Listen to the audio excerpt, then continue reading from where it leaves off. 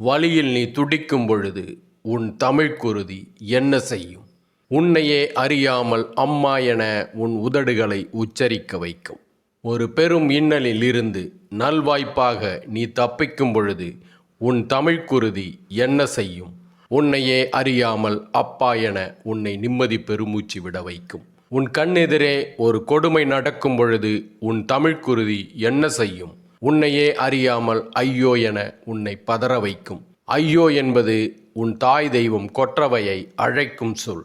ஆரியனும் தெலுங்கனும் இந்த மண்ணில் காலடி எடுத்து வைப்பதற்கு முன்பே கொடுமைகளை கண்டால் ஐயோ என கொற்றவையிடம் முறையிடுவது தமிழினத்தின் வழக்கம். இங்கே வந்த ஆரியனும் தெலுங்கனும் கொற்றவை வழிபாட்டை சிதைத்து துர்க்கை என்றும் மர்த்தினி என்றும் உருமாற்றினார்கள். கொற்றவை வழிபாட்டை தமிழினம் துறந்த பிறகும் ஒரு கொடுமை நடக்கையில் தன்னை அறியாமல் ஐயோ என கொற்றவையிடம் முறையிட்டு கொண்டுதான் இருந்தது. இதனை கவனித்த ஆரியனும் தெலுங்கனும் கொற்றவையை தமிழினத்தின் நினைவிலிருந்தே துரத்துவதற்காக ஐயோ என்பது யமனின் மனைவி பெயர் என தமிழினத்தின் காதில் திரும்ப திரும்ப ஓதி தமிழினத்தை நம்ப வைத்து விட்டனர்.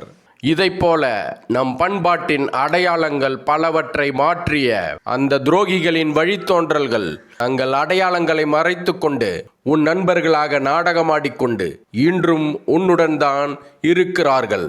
ஆனாலும் உன் குருதியும் அவர்கள் குருதியும் வேறு வேறு.